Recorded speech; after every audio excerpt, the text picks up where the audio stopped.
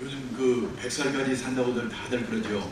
그래서 노후자금이 10억 있어야 되느냐 7억 있어야 되느냐 뭐 이런 얘기들을 많이 합니다. 그런데 우리나라에서 회사를 퇴직하고 살고 있는 집 말고 이런 돈을 갖고 퇴직하는 분이 얼마나 되겠습니까? 이런 말 들으면 속만 터지죠. 근데 저는요, 그 몇 억이 있다고 하더라도 생애 설계, 노후 설계의 발목을 잡는 세 가지 착각이 있는데요. 이 착각에 빠지게 되면 아무런 의미가 없고 또 몇 억이 없다고 하더라도 착각에 빠지지 않고 미리미리 준비만 잘하면 얼마든지 행복한 노후를 맞을 수 있다. 저는 그렇게 생각합니다.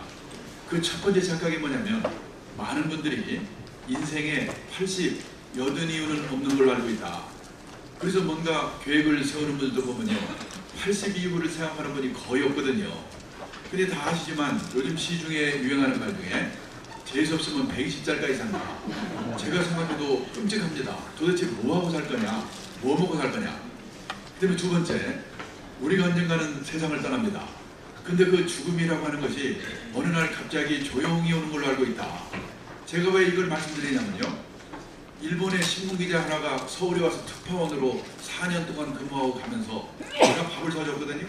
그 사람이 저보고 뭐라고 하냐면, 한국에 와서 4년 동안 근무하면서 보니까 한국 사람들은 돈을 버는 방법, 그 사람은 그걸 자산관리에서 입구관리라고 표현했습니다.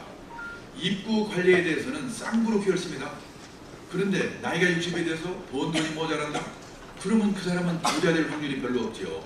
그럼 어떻게 되냐? 맞춰 사는 방법을 배워야 되죠. 또 운 좋게 부자가 된다. 그러면 아름답게 쓰는 방법.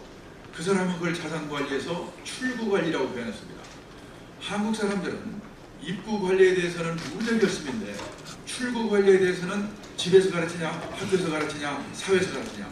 공부가 너무나 안 되어 있다. 이 자식 이러고 가는 거예요. 제 기분이 얼마나 나쁘겠습니까?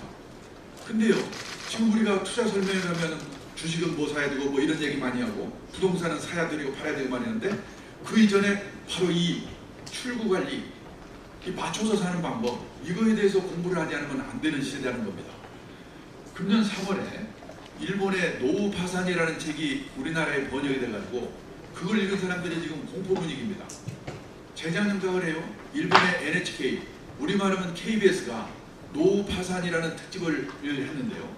그것 때문에 일본이 난리가 났습니다. 저는 일본은요, 이 노인들한테는 천국이고 젊은 애들한테는 지옥인 나라다, 이렇게 생각했거든요. 일본의 노인들은 고성장기에 직장생활을 했기 때문에 60살까지 잘릴 염려가 없습니다. 그리고 그때는 돈 빌려서라도 집 사고 땅 사고 주식 사고 3호 올라갔거든요. 또 일본은 노조다 연금제도가 빨리 도입이 되기 때문에 웬만한 직장인이면 이 퇴직연금하고 국민연금만 합치면요, 다 우리 돈으로 200만 원 이상은 다 받거든요. 근데 일본의 65세 이상 노인 중에서 혼자 사는 노인, 독거 노인이 600만 명인데 그 중에 200만 명 정도가 노후 파산으로 비참한 삶을 살고 있다는 겁니다. 어떻게 이런 일이 생기냐? 자, 이 뭡니까? 퇴직연금을 가입한 회사에 다닌 사람은 괜찮습니다. 근데 중소기업에서 다니거나 아니면 자영업하는 분들, 농업 종사자, 이 사람들은 퇴직연금이 없거든요. 그러면 이제 국민연금 하나밖에 없는데 일본은 우리와 달리 국민연금이 1인당 최고 금액이 우리 돈으로 65만 원 정도입니다. 부부가 같이 있을 때는 둘이 합치면 130만 원이니까 약간 일 좀 하고 그러면 살 수가 있어요.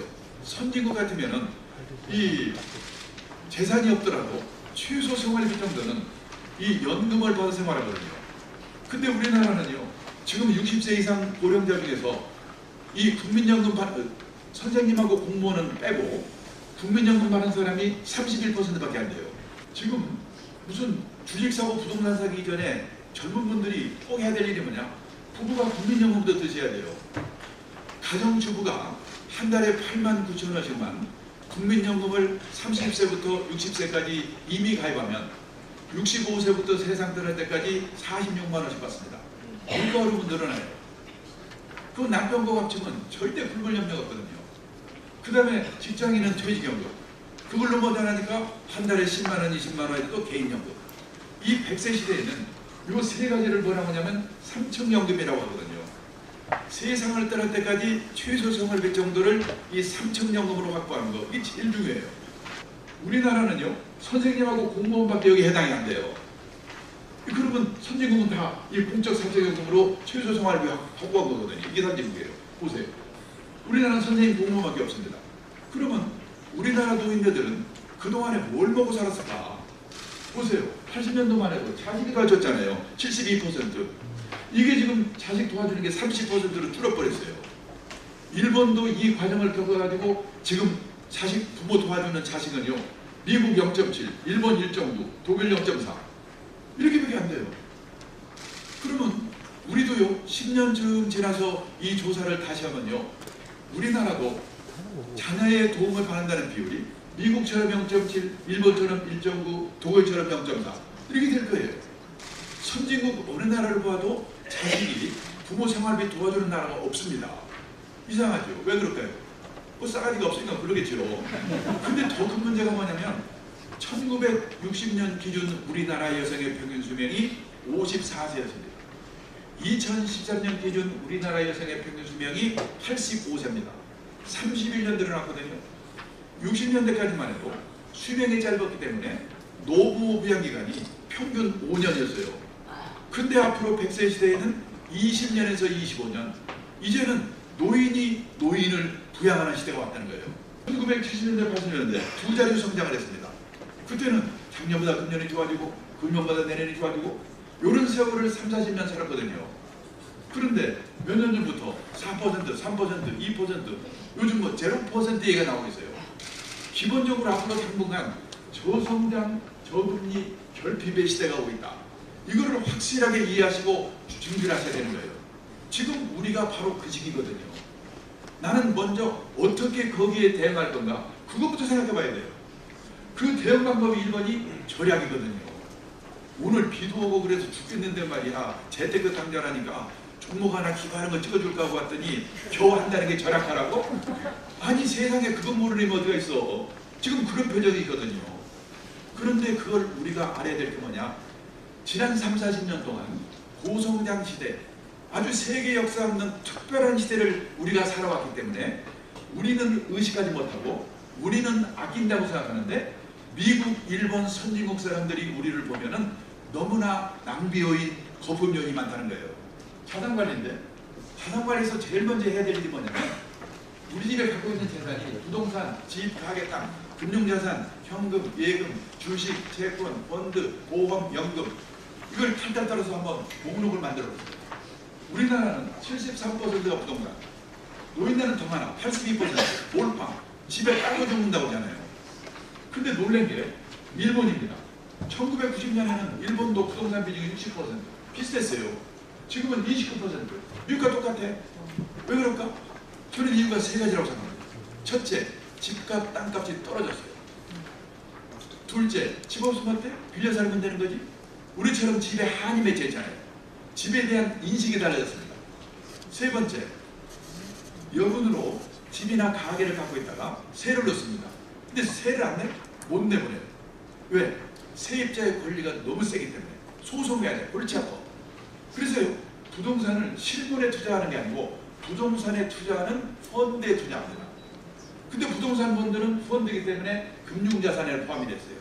그래서 미국, 일본이 70%예요. 문제는 우리가 이 줄을 따라가고 있는 겁니다. 근데 제가 어디 가서 이 말씀 드리면요, 대부분 사람들이 얼굴 표정이 나타나거든요. 저 친구 증권회사 줬구나. 이제 주식사라고 꼬시려고 그러는구나. 그러니까 부동산 안 된다고 그러고 이제 보나마나 막판에 가면 주식사라고 할 거야. 지금 네 분이 그런 표정 짓고 계시는데 아니에요. 부동산이 꼭 나쁘다는 게 아니고 올빵되는 게 문제다. 그걸 조심하셔야 돼요. 이제 주택은 재테크의 수단이 아니고 그냥 주거의 수단이다. 이렇게 생각하는 게 속이 편해요. 그래서요, 금융자산을 늘리란 말이지. 뭘로? 현금으로, 예금으로, 주식, 채권, 펀드, 보험, 연금. 금리가 3%는 망설일 거 없어요. 예금하면 끝나요. 지나고 생각해 보니까요, 은행이 책임져 주면서 금리를 10몇 % 줄 때가 얼마나 좋았습니까? 급한 대로 여기 있는 6가지만이라도 꼼꼼히 살펴보고 가입을 하면요, 큰 실수가 없어요. 내가 이번 달에 월급 터서 쓰고 50만 원 남았다. 50만 원으로 노후 대비 금융상품을 사야 되겠다. 그러면 제일 먼저 할 일, 그 사려고 하는 금융상품이 금융기관이 책임져주는 예금처럼 저축상품이냐? 잘하면 돈은 버는데 잘못하면 원금도 깨먹을 수 있는 리스크가 따르는 투자 상품이냐, 이거를 확실하게 알고 사셔야 돼요. 왜? 제목만 보고 설명만 보면 요즘 금리가 낮으니까 묘한 상품들이 너무 많거든요. 제가요 얼마 전에 깜짝 놀랄 경험을 했습니다. 저희 동네에 70대 중반에 대학 나온 인테리 노인이 계신데 저한테 오시더니 뭐라고 하냐면, 이거요 고수익 나는 상품이라는데 괜찮은가 한번 봐주세요. 제가 한번 읽어보니까 한마디로 말하면요 100% 위험이 없으면서 고수익을 낼 수 있습니다.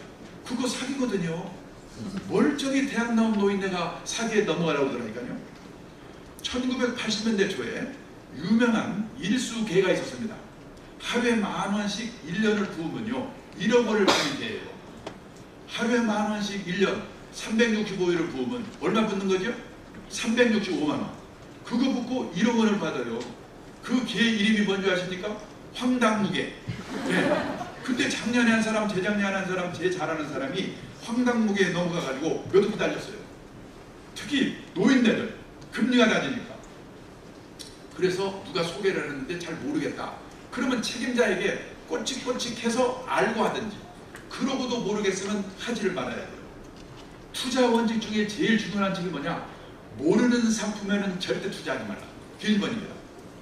두 번째, 저축상품은 예금처럼 맡기면 책임져 주니까 사놓고 잊어버려도 돼요. 근데 투자상품은 잘못하면 원금도 깨먹으니까 어디 가서 사느냐? 삼성증권? 농협? 국민은행? 여기도 중요해요. 근데 더 중요한 거는 그 투자상품을 돈 벌기에도 하고 말아먹기도 하는 데가 있어요. 무슨 투자운용사, 무슨 자산운용사, 운용회사입니다. 우리나라에 지금 87개 있어요. 무지개 많아요. 그 운용사 중에서 실력 있는 운용사가 운영하는 투자상품인가, 펀드인가, 변액보험인가, 변액연금인가, 변액유무선인가, 이걸 확인하고 사야 돼요. 그런 회사 몇 개 없어요. 그런데 그거를 확인하고 사는 사람이 100명에 한 명도 없습니다. 그걸 우리가 어떻게 확인합니까? 그래서 아까 말씀드렸잖아요. 앞으로 중요한 거는 소개를 받아가지고 믿을 수 있고 신뢰할 수 있고 실력 있는 전문가 한 사람을 알아주는 게 중요하다고. 그 사람한테 물어보세요. 그 다음에 적합성, 세금. 옛날에는 세금하면 부자나 생각해야 된다고 그랬는데 앞으로는 서민들이 절세 상품을 잘 활용해야 돼요. 정부가요 국민들의 노후를 책임질 수 없으니까 노후 대비하시라고 절세 상품을 많이 내놓고 있거든요. 그런 거를 현명하게 잘 활용해야 돼요. 여섯 번째, 수수료. 펀드 가입하면서 보험 가입하면서 수수료가 얼마나 되는가, 이거 물어보고 사는 사람이요 100명에 한 명도 없어요. 근데 선진국에 투자가 되는 펀드 살 때 제일 먼저 물어보는 게 수수료거든요. 왜? 남존 일만 시키니까. 금리가 10몇 %일 때는 세금 떼고 수수료 때도 남는 게 있는데, 지금 같은 저금리 때는 세금 아끼고 절세, 수수료 아끼는 게 최고의 재테크예요. 급한 대로 여기 있는 6가지만이라도 꼼꼼히 살펴보고 가입을 하시고 하시면은 큰 실수가 없다. 그리고 이제 다음번에 부동산 그다음에 주식 개별 종목 하는 방법, 이거를 제대로 공부하시기를 부탁드리면서 제 강의를 끝내겠습니다. 감사합니다.